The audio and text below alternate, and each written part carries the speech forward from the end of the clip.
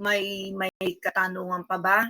Or nabigyan ko na kayo ng instruction regarding dun sa lesson 9 and 10. Yung daw lesson 9 and 10 ay hindi ko na isama sa instruction yung L sub 1 and R sub 1. So, kung paano natin kino-compute or binibigay yung parts ng hyperbola, ganun din po ang gagawin. Kumpleto po. Okay? So, dapat kumpleto yung including the L sub 1, R sub 1, L sub 2, and R sub 2. And then, that's for lesson 9 and 10. Yung 11 and 12, yung transformation lang yon, from standard form to general form or general form to standard form. No need to give the parts. Okay, and then yun namang finding the equation of the ellipse. So, pakita lang yung solution. Equation to be used, a and a squared, b and b squared, or if you need to plot the points, that will be parts of the solution. Pero kung na-analyze yun naman na, and hindi kasi pwedeng answers only. Sa tandaan, laging wag magbibigay ng answers only. You need to show your solution. So, any part naman ng output natin, kailangan ay may solution kahit maiksi. Okay? Hindi pwedeng tanong-sagot. Hindi po pwede po yun. And for the checking, ay may parts naman po ang solution sa pag-check. Okay. So we are now on the last conic section, which is the hyperbola. So hyperbola, if you will just imagine the 2 points or the 2 foci, as the 2 points or the 2 foci comes closer together, the ellipse becomes circle or almost a circle, to the point na pag nag-coincide yung 2 points, the 2 foci, ay that will become a circle. Okay? So, imaginein mo yung dalawang foci, 2 points, ay coming together at the center, at as it becomes closer to one another, yung ellipse mo, unti-unti nag-change into almost circle, until the time na mag-coincide yung dalawang point, and it will be now a circle. Okay? Yung hyperbola naman, as the foci becomes farther apart, lalo pa sila naglumayo sa isa't isa, yung ellipse mo na korteng ellipse, bubuka yun pa kabila, and it will become hyperbola. So, habang lumalapit yung 2 foci, it becomes a circle. Habang lumalayo naman sila, palayo ng palayo, yung ellipse mo na bibiyak, nagiging 2 branches of the hyperbola. Okay? So, by definition ng conic section, yan, practicein po yung multiple choice. And these are the application of some of the application of hyperbola in real life. There are buildings with a design of hyperbola, and there are also cooling system na ang korte ng pinaka-building ay hyperbola. Okay? So, some of the application of hyperbola is just the shape. Pero yung concept or definition of hyperbola, wala pa naman akong nakikitang ginamitan ng application ng hyperbola. Maliban dun sa sonic boom or yung jet plane kapag siya ay mabilis na umandar sa sky, ay nag-iiwan siya ng sort of wave like a hyperbola. Okay.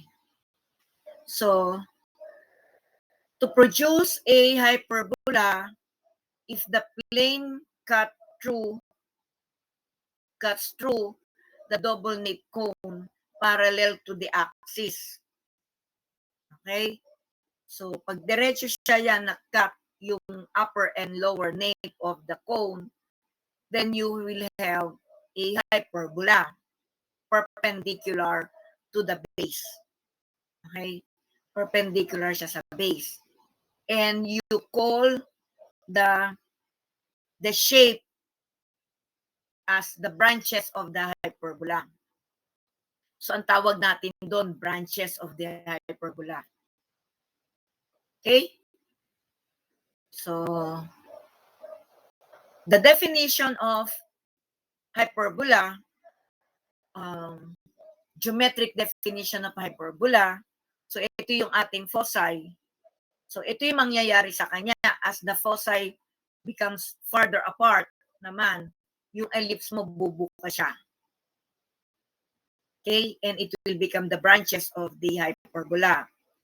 And by definition, in the Cartesian plane, or the geometric definition of hyperbola, the difference of the distances from the two fixed points is also constant.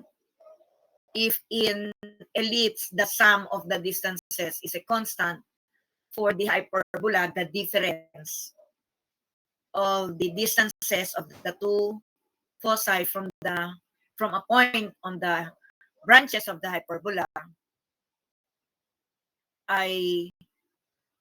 that's the definition of hyperbola. So from the notation that we have and the figure that we have here, f sub 1 and f sub 2 will be the two foci, and P is a point on the hyperbola. You call this the branches of the hyperbola.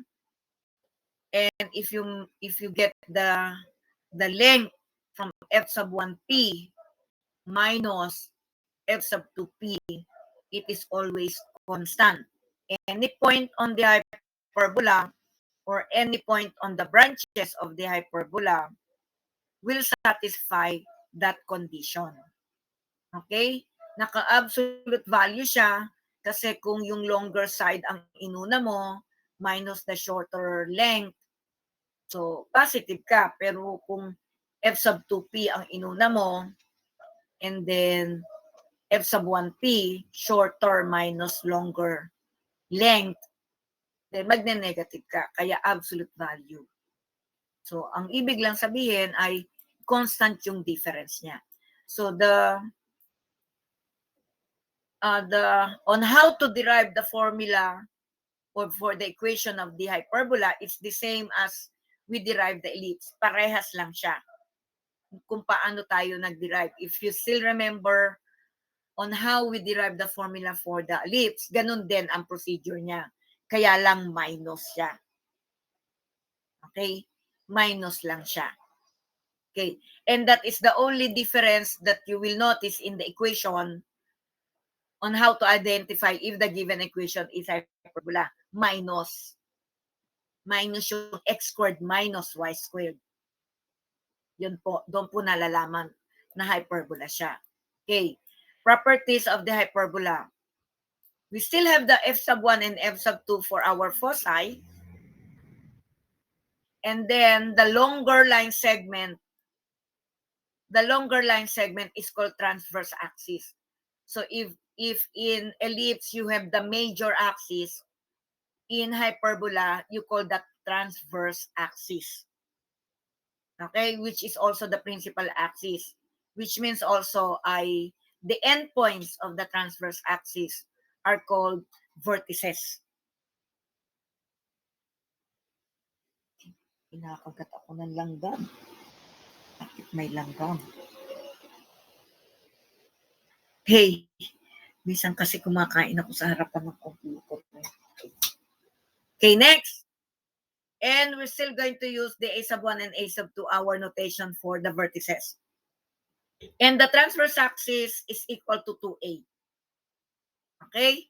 So, tandaan nyo lang, kung sa ellipse may major axis, sa hyperbola, transverse axis tawag doon.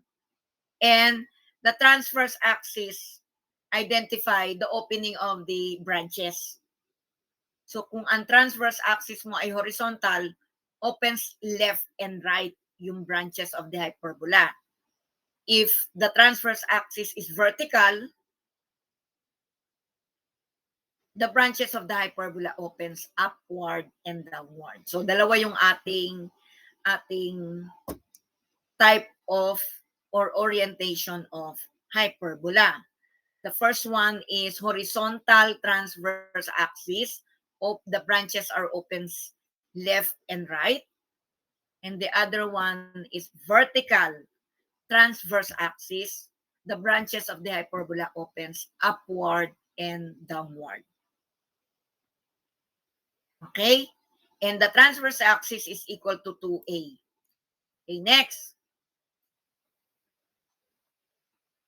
Conjugate axis. This is the shorter line segment perpendicular bisector of the transverse axis. So, siya yung nakakross kay transverse axis. If the transverse axis is horizontal, the conjugate axis is vertical. If the transverse axis is vertical, the conjugate axis is horizontal. So, perpendicular bisector siya. The conjugate axis divide the transverse axis into two equal parts. And vice versa. Ganun din ang transverse axis. Hinahati niya sa gitna. And their intersection is called the center. Okay? Center nila. Yung intersection ng transverse axis and conjugate axis. The endpoints of the conjugate axis, this is the equivalent of minor axis. Sa ellipse, minor axis ang tawag sa kanya. For the hyperbola, conjugate axis ang tawag sa kanya. And the endpoints of the conjugate axis is still called covertices, b sub 1, b sub 2. And it is equal to 2b. So kaya kung praktisado ka na sa ellipse, madali na para sa iyo ang hyperbola. Kasi tawag, ang nabago lang naman ay yung pangalan niya. Okay? So, the center is the middle point or the midpoint between the foci. It is also the midpoint between the two vertices and the endpoints of the conjugate axis, which are the covertices. So, ito lang po yung naiba. Asymptotes of the hyperbola. Asymptotes of the hyperbola are two lines between the branches of the hyperbola. Ito yung ano, asan na? Ayan. Ito yung tinatawag dating asymptotes of the hyperbola. Two lines passing through the intersection of the conjugate endpoints of the conjugate axis and the vertices. Okay?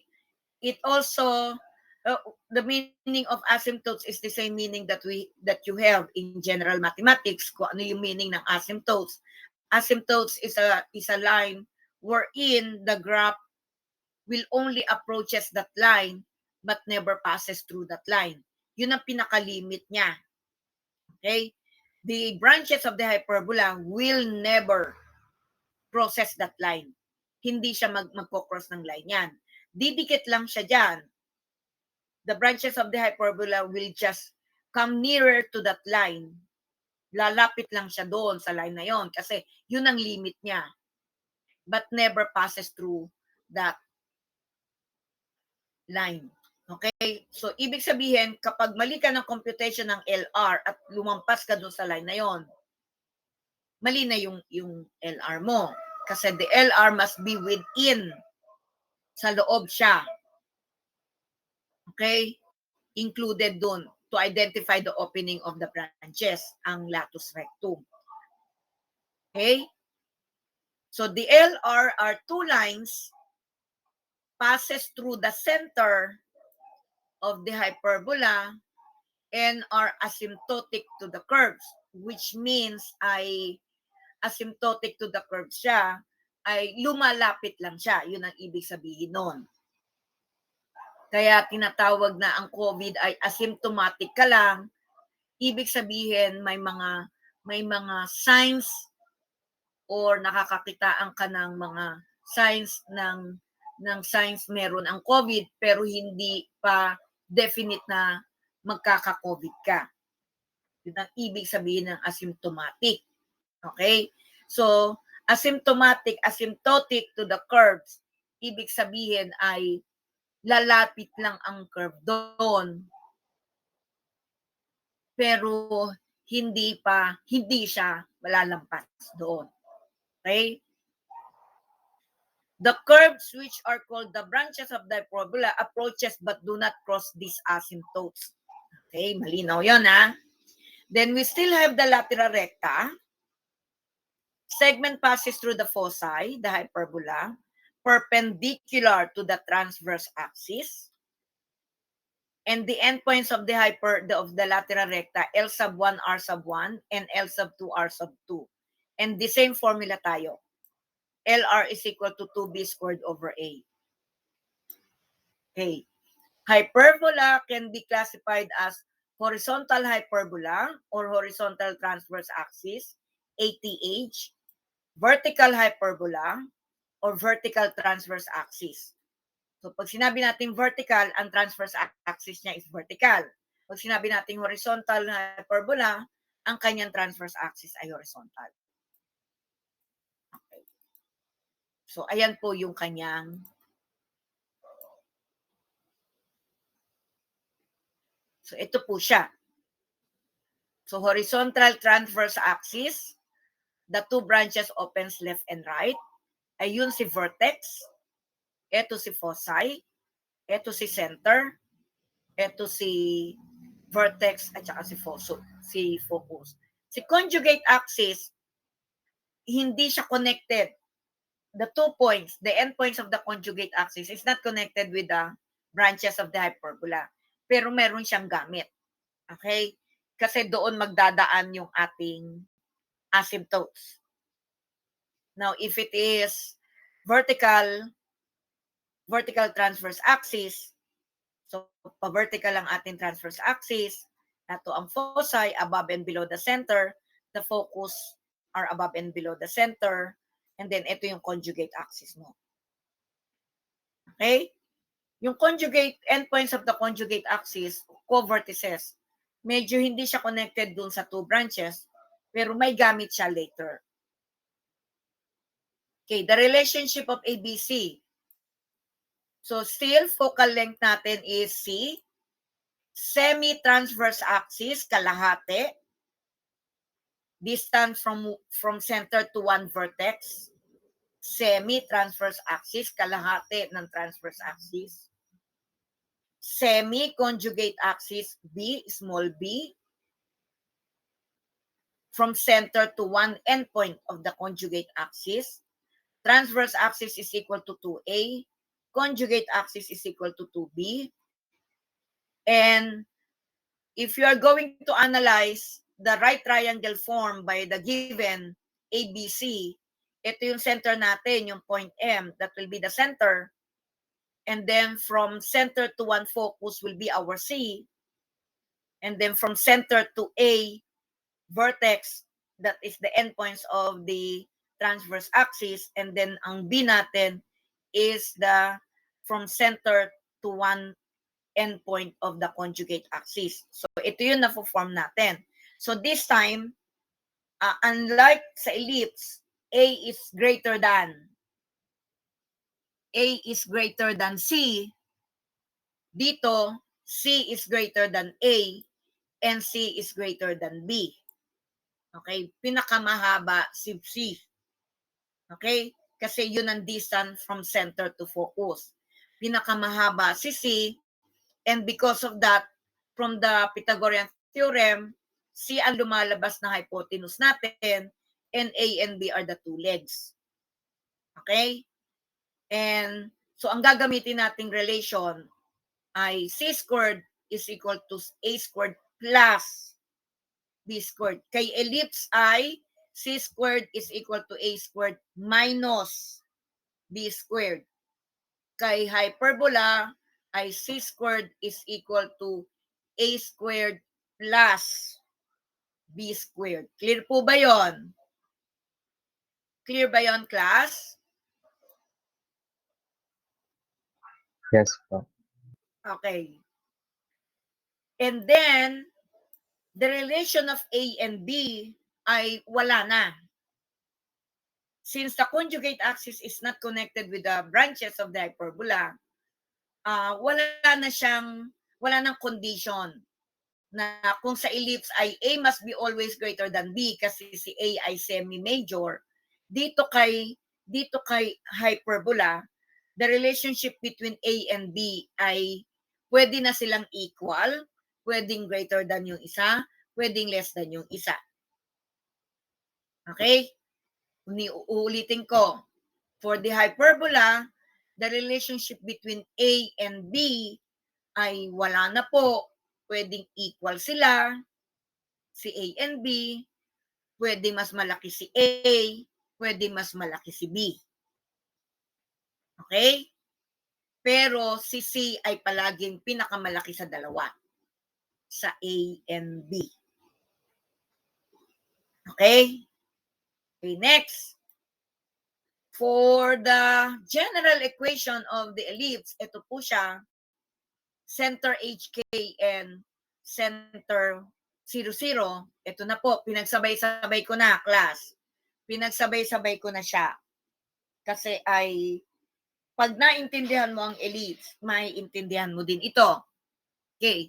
The only difference for you to identify if it is an equation of hyperbola ay minus na siya. Yan po. AX squared minus CY squared. Kapag plus yan, it's either circle or ellipse. Depende sa A, sa numerical coefficient, or depende kay A and C. Kapag si A and C plus dito, kapag siya ay plus at si A and C are equal, circle yon. Kapag plus siya dito, pero si A and C ay not equal, pwede si A ay greater than, pwedeng si C ay greater than. Ellipse po yon. Kapag naging minus, si A and C are equal, si A and C are not equal, pero minus ka, ellipse yon. Ay, hyperbola yon. Nagpalito. Basta minus, hyperbola po. Okay? Ngayon, so the same way dito sa HK, sa equation ng HK. Paano natin malalaman kung vertical transverse axis siya or horizontal transverse axis?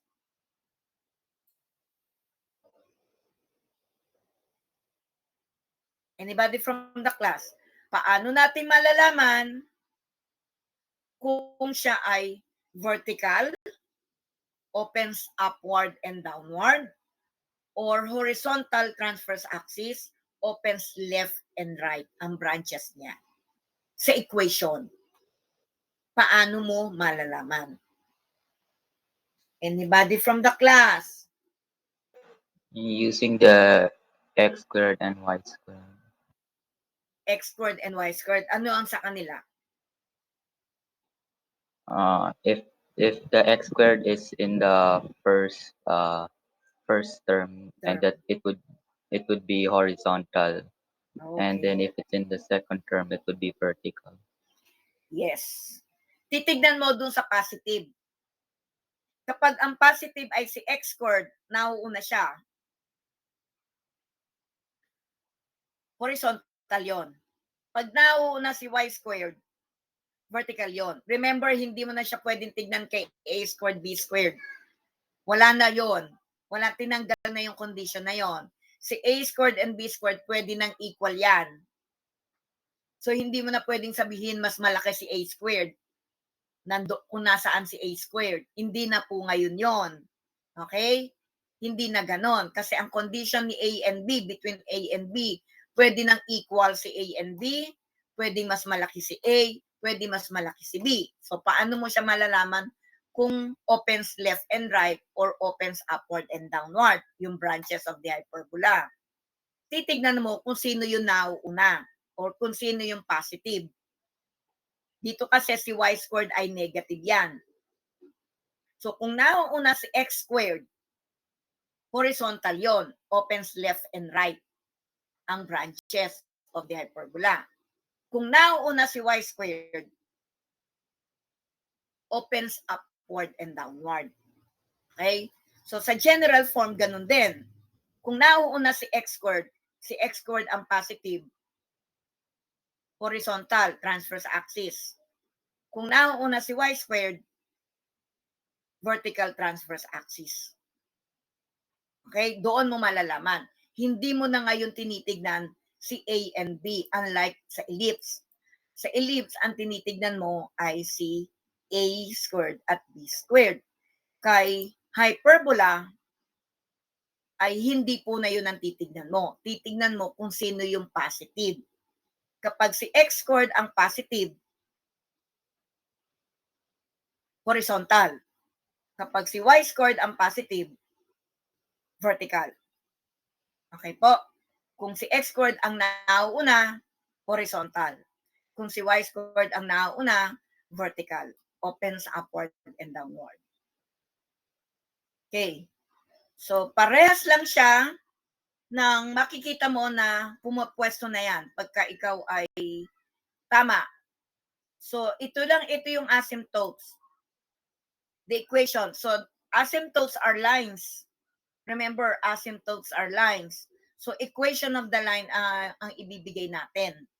Now, for us to identify ang asymptotes, ganito po yon. For the horizontal transverse axis, opens left and right. Pagka nag-start ka ng 0, counting the slope. If you still remember on how to count the slope, rise over run, o yun po yung ginagawa natin for the asymptotes. Counting the slope of the line. So, itong asymptotes niya, starting from the line, B upward, A to the right. Kaya B over AX, ang slope mo B over A. So, starting from 0, 0, B, rise, A, run. B over A, X. Ang slope niya is B over A kapag opens left and right. Horizontal transverse axis. Then the other one, dalawang equation yan, B, rise, negative A kasi to the left ka. Negative A, run. So, ang slope naman itong line na to ay negative B over A. Yung nakaslant sa right ay B over A. Yung nakaslant sa left, ang slope nun ay negative B over A. So, the equation of the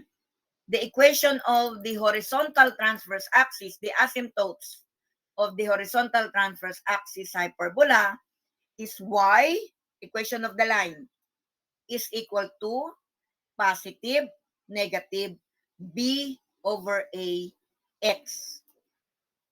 Equation of the line yan. Isang positive, isang negative, kasi nakaslant sa right, positive slope, nakaslant sa left, negative slope. For the vertical ellipse,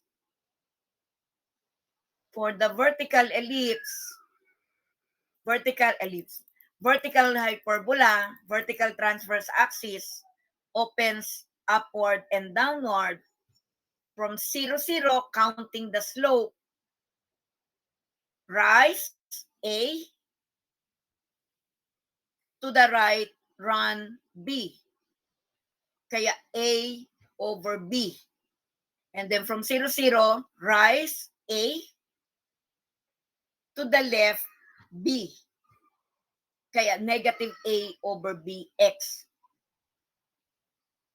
Okay po? So for the vertical transverse axis, ang equation of the asymptotes is, or R, kasi dalawa na yan, understood na, y is equal to positive, negative A over B X. Yung nakaslant sa right, A over B X. Yung nakaslant sa left, negative A over B left. So, tandaan nyo yung B over A horizontal, A over B vertical. Kasi pagdating sa solving equations, finding the equation of the hyperbola, ginagamit yon. Kasi minsan ang binibigay ay equation of the asymptotes. Okay? So, isang example lang po ang ibinigay ko dito. So, let's have the example. Discuss. Sketch the graph. 16x squared minus 9y squared minus 144 is equal to 0. That is in general form. Change that to standard form first. So, transpose negative 144 on the right side. Ito na po siya. Equal to 1. So, divide each term by 144. Ito na po. And then reduce to lowest term. 16 over 144 is 1 over 9. 9 over 144 is 1 over 16. So, this is now the standard form. From the standard form, since x squared is positive, therefore, it is horizontal transverse axis, HTA, and the branches of the hyperbola opens left and right. Okay? Solving for A, B, C, we have A. So, paano mo nalalaman kung sino si A? Kung sino yung positive, yun ang A. Kung sino yung positive, yun ang A. Okay? Tignan natin sa equation ulit. Ito po. Ayan, laging nasa unahan si A. So, kung si x squared ang positive horizontal yon, ito si A. Kung vertical transverse axis ka, yun si A. Okay po, laging nasa unahan si A. Remember, wala na po siyang condition between A and B. Kaya, paano pag-identify ng A? Kung sino yung positive, yun ang A squared. So, A squared is equal to 9. B squared is equal to 16. Using the Pythagorean theorem, C squared is equal to A squared plus B squared. Hindi ka dapat nagne-negative dyan, pero hindi mo siya dapat mina-minus. Or else, ang C mo ay mawawala. Mas mahaba si vertices. And this time, mas mahaba si foci or si focal length kesa kay semi-transverse axis. Okay? Mas mahaba si focal length. Sa ellipse, mas mahaba si semi-major kesa kay foci. Kasi si foci nasa loob ng ellipse. Pero this time, ito mas mahaba si focal length kesa kay semi-transverse axis. Okay po? So, C is equal to 5 units. A is equal to 3 semi-transverse axis. B is equal to 4 units, semi-conjugate axis. Ito po yung parts. Center 0, 0. Horizontal, sulat ko dito. Horizontal transverse axis. C is equal to 5. B is equal to 3. Ayan, tama ba? Nga, ilang tingin. So, A is equal to 3, B is equal to 4, C is equal to 5. B is equal to 4, and A is equal to 5. A is equal to 3, and B is equal to 4. Okay po. So, kung siya ay horizontal transverse axis, therefore si foci ay nasa left and right niya. 5 units to the right and 5 units to the left. Ang vertices niya is also sa left and right. 3 units to the left and 3 units to the right. Co-vertices niya is above and below. 4 units above, 4 units below. LR 2b squared over A, 2 times 16 over 3, 32 over 3 units. Half of that is 16 over 3 units or 5.33. Eksakto yun. Okay? And then the L1R1 ay katapat ni F sub 1. Kung opens left and right yan, nasa taas baba ni F sub 1 ang LR. So ito magbabago. So 5.3 above, 5.3 to the below, negative 3 kopyahin, negative 5 kopyahin mo. So ito na yon. Si L sub 2 and R sub 2 naman, katapat ni F sub 2, taas baba, 5.33 above, 5.33 below. So ito po yun. Y ang magbabago, kakopyahin lang ang 5 na coordinates. So ang 5.33 ay i-approximate sa 5 at ito din i-approximate sa 5. Round off to 2 decimal places. Malaki po ang drawing niya. Transverse axis is 6 units. Conjugate axis is 8 units times 2. So kung ang semi-transverse ay 3, ang transverse ay 6. Kung ang conjugate, semi-conjugate ay 4, ito po. Ayan po. Mahirap ipakita ng buo. Okay? So, ganito yan, class.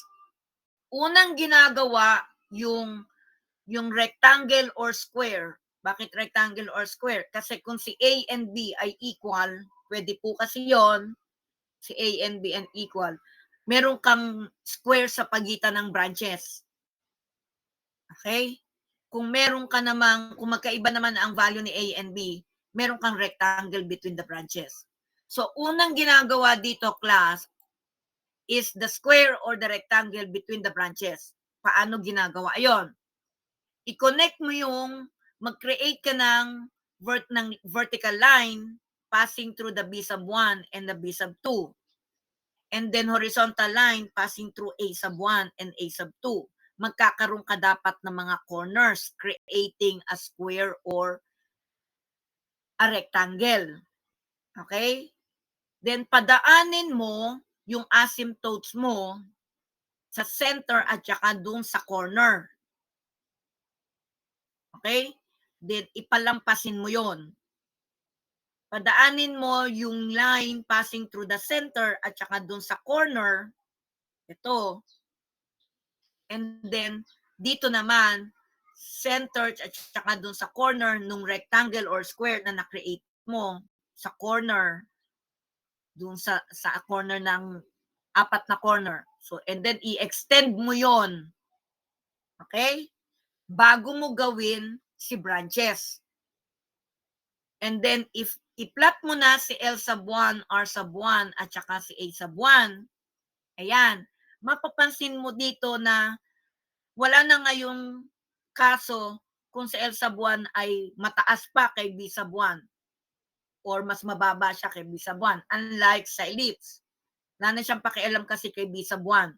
Si L sub 1 at si R sub 1 ay wala nang pakialam ngayon kay B sub 1 and B sub 2, unlike sa ellipse. Okay?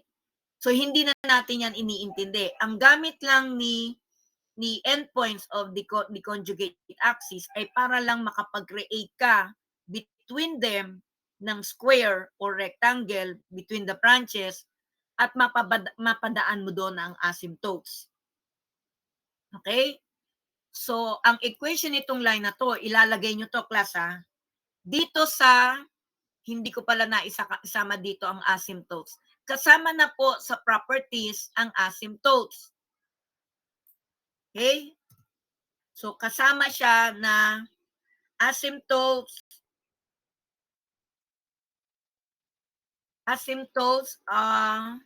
equation of the asymptotes pala yun. Wait lang. Equations of the asymptotes. Yan po. Dapat po yan ay nilalagay kasama ng parts. And then, ang ilalagay mo ay equation of the line. Y is equal to, wait lang, class, gagamitan ko lang siya ng insert equation. Y is equal to, so since siya ay horizontal, ang slope niya ay positive, negative, B over A. Ang B mo ay 3 at ang A mo ay 4. Tama ba ako? Ang B ay, baliktad ako. Ang B ay 4, B over A kapag left and right. So 4 over 3. X. Kasi equation of the line. Yan po. So kasama po ang equation of the asymptote sa parts. Okay po ba? Okay. So 4 over 3, negative 4 over 3x, yung nakaslant sa left. Y is equal to 4 over 3x, yung nakaslant sa right. Equation of the line yan. And then, at saka mo ngayon i-trace si L sub 1 at saka si R sub 1. So 5.33, di ba? So 1, 2, 3, 4, 5. Ayun, in-approximate ko siya sa 5. 5.33. So 1, 2, 3, 4, 5, negative 5. 1, 2, 3, 4, 5. Si LR sub 1. Then, i-connect mo ngayon si A sub 1 tsaka si L sub 1, R sub 1. And then, ang buka ng iyong branches ay papadikit. Again, papalapit kay asymptotes.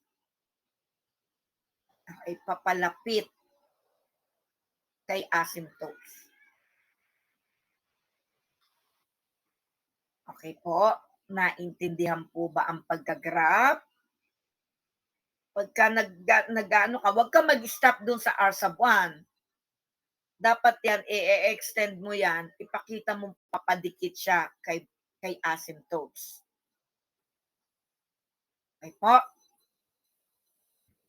1257. HK.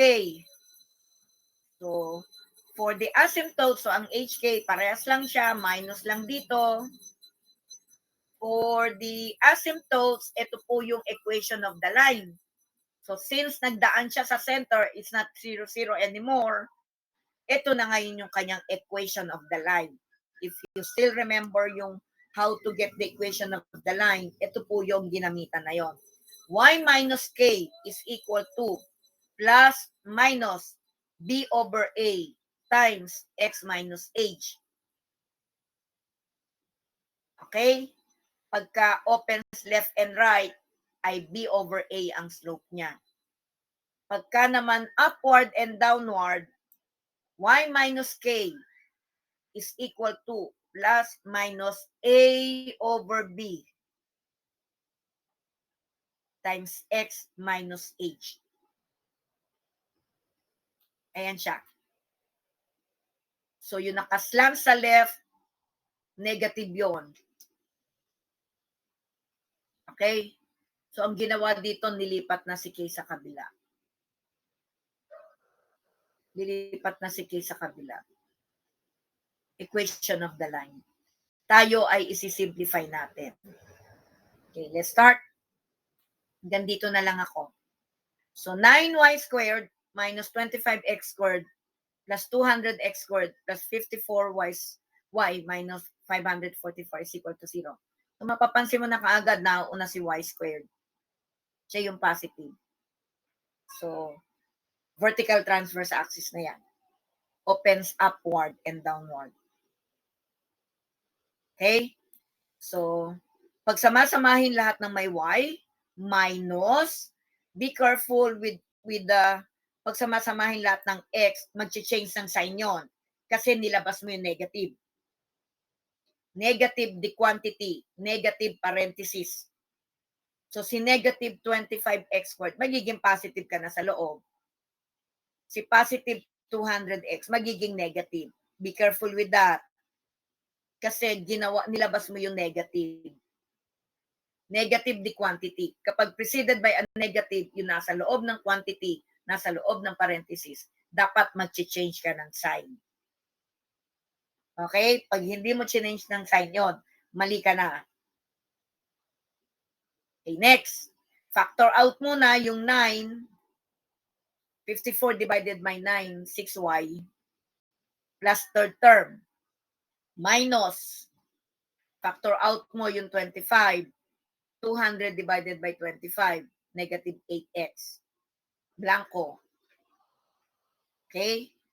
So, kalahati ng 6, 3 squared 9. So, ito na yung 9. Kalahati ng 8, 4, squared nun 16. Ito na yung 16. Pero sa left side mo, 9 times 9 ang idinagdag mo.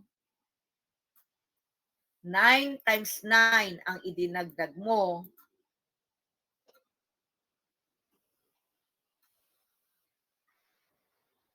Okay? At dito sa second,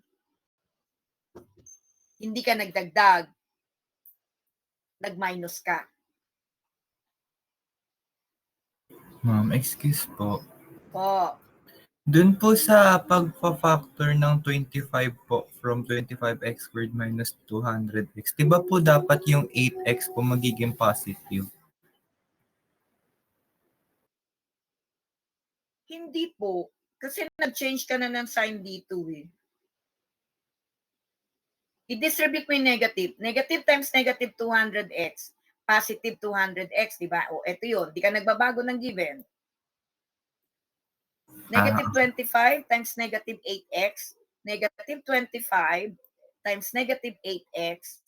Positive 200x yun, di ba? 200x ang given sa'yo, positive. Okay. Asan ang given sa atin? Okay, positive dito sa given natin. Okay po? Ang sinasabi ko kasi, kapag nilabas mo yung negative, kasi di ba itong si 25x squared negative yan. So, ilalabas mo yung negative. Pag naglabas ka ng negative, between the parentheses, yung nasa loob ng parentheses mo, dapat mag-change ang sign yun. Si negative 25, so nilabas mo yung negative, then parentheses ka. Si negative 25x squared, magiging positive x squared na yan. Okay?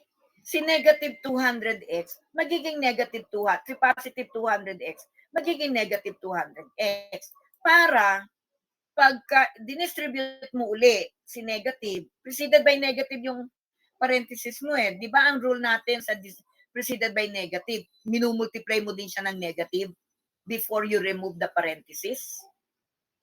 Tama po ba yon, class? So, pagka ito dinistribute mo ang negative, negative times 25x squared, negative 25x squared, negative times negative 200x, positive 200x yan. Wala kang pinapalitan, dapat tatama yan. Nakuha po. Ulitin ko yon. Pag ang isang expression, kunyari 3x plus 2y minus 5c minus yan. Kapag ang isang expression ay ikinulong mo ng parenthesis, kunyari yung second gusto natin ikulong ng parenthesis, and preceded siya by negative, si 2y mo, negative 2y mo, magiging positive na yan. Si negative 5z mo, magiging positive na yan. Yan. Para, pag tinanggal mo yung parenthesis, balik ka dun sa original.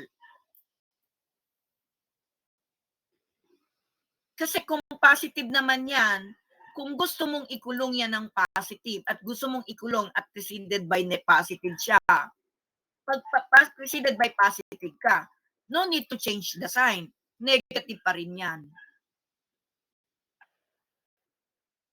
Para pag tinanggal mo ang parenthesis, positive times negative, negative 2y pa rin yan. Positive times negative 5z, negative 5z pa rin yan. Hindi nag-change ang sign kapag preceded by positive, yung parenthesis. Pero kung preceded by negative, you have to distribute. Ang kasi lang, pag tayo ay nagsisimplify kasi ng equation, ang akala natin, we're just removing the parenthesis. Pagdating sa preceded by a positive, oo, tinatanggal mo na kaagad yung parenthesis. Pero kung yun ay preceded by a negative, ang iyong grouping symbols ay dinidistribute mo pa rin yung sign na yun. Okay? So for example, ito ay preceded by negative 2. Yan. O di ba minumultiply mo siya ng negative 2, minumultiply mo ng negative 2, ibig sabihin, pati yung negative ay minumultiply mo din. So kung wala siyang numerical coefficient doon at negative lang siya, it is understood na minumultiply mo siya ng negative 1. Hindi na nga lang sinusurat yun. Pero dinidistribute mo pa rin yung negative. Kasi assuming kang negative 1 yun. Clear po ba tayo doon? Clear tayo doon, class? Manipulating yon, algebra yon. At alam ko, tinuturo yon sa high school, sa junior high. Okay. So since negative 25 ay dinagdagan mo ng 16, actually, ang idinagdag mo is plus negative 25 times 16. Kapag kayang pinlas mo, mamamali ka na. Hindi ka nag-plus kasi preceded by negative siya. Okay po? So change mo na sa square ng binomial, change mo na to sa square ng binomial is equal to 225. Pag samasamahin mo na yan. And then divide each term by 225. So 9 over 225 is 1 over 25. 25 over 225 is 1 over 9 is equal to 1. So vertical transverse axis, the branches of the parabola opens upward and downward. Okay? So ito si A palagi, yun nauuna, yun lagi si A. So A squared is equal to 25, B squared is equal to 9, C squared is equal to 25 plus 9 is equal to 34. Therefore, that is equal to 5.83. Approximation ba yon? Bakit naka-equal siya? Square root of 34. Ilan po ang square root of 34? 5.83. Dapat ay approximation symbol ang ginamit dito. Hindi equal.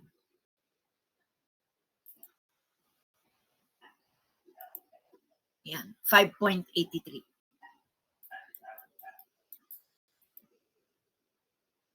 Okay po. So, semi-transverse axis, 5 units. Semi-conjugate axis, 3 units. Focal length C is equal to 5.83. Round off to 2 decimal places. Okay. Center 4, negative 3. Center 4, negative 3. Ingat, pagkuha ng center. Una si X. Ayan, no? Pagka nabaliktad, nauna si Y. Pag nabaliktad mo ang center, mali na lahat yon. So, una si X. 4, negative 3 ang center niya. Una si X. 4, negative 3. Okay, ang center mo. 4, negative 3. Okay, o, yun ang center. Okay, let's start. So, ang foci mo, vertical transverse axis siya, opens upward and downward. Si foci mo, nasa taas-baba. So, dito ka kay 3 magdadagdag. ng 5.83. Ito po yung solution na yon. Pwedeng gayahin na naglalagay ng solution, be sure lang na sinisimplify mo. Baka mamaya iwanan mong ganyan, negative 3 plus 5.83. Mamaliin ko yan kasi that is not a coordinate. 4, 2.83. Negative 3 minus 5.83. Negative 8.83. Okay? Vertices ay 5 units above and below din. 5 units above and below. So, dito ka sa negative 3 uli magdadagdag. So, negative 3 plus 5, negative 3 minus 5. Kukopyahin mo lang si 4. So, 4, 2, at saka 4, negative 8. Si co-vertices nasa left and right niya. Okay? Magka-cross sila ni vertices. So, minus 3 left plus 3 right. Si 4 ang dadagdagan mo ngayon. This time. 4 minus 3, kokopyahin mo lang si negative 3. 4 minus 3, 1 negative 3. 4 plus 3, 7 negative 3. Okay? LR 2b squared, 2 times 9 over 5. 18 over 5 units. 9 over 5 ang kalahati. 1.8 yon. Okay. Pag binibigay si L1R1, titingin ka kay F sub 1. Ayun. Si F sub 1, kung opens upward and downward siya, si L1R1 ay nasa kaliwa kanan, left and right ni F sub 1. So, dito ka magbabago sa 4, left and right. Kokopyahin mo lang si 2.83. So, ayan na, nakakopya na. Yung nasa left, minus 1.8 kay 4. Yung nasa right, plus 1.8 kay 4. So, 4 minus 1.8, 2.2. Then, kopya ka lang ng 2.83. 4 plus 1.8, 5.8, and 2.83. Okay? Pagdating kay L2R2, parehas lang. Kaya lang, ang kukopyahin mo naman na y coordinates ay kay F sub 2 kasi yun ang katapat niya. So, si 4 pa rin ang dadagdagan mo kagaya dito kay F sub 1. So, kopyahin mo na lang yun. Kopyahin mo na lang yung 5.8 pero negative 8.3 ang kokopyahin mo. Okay? So, eto na yon si L sub 1, R sub 1. To. Transverse axis is 10 units. Conjugate axis is 6 units. Equation of the asymptotes. Equation of the asymptotes, y plus 3. Saan ko kinuha yung y plus 3 na yon? Doon mo lang din kukuhanin sa equation. Ayun, no, y plus 3. Kasi nagdaan siya sa center eh.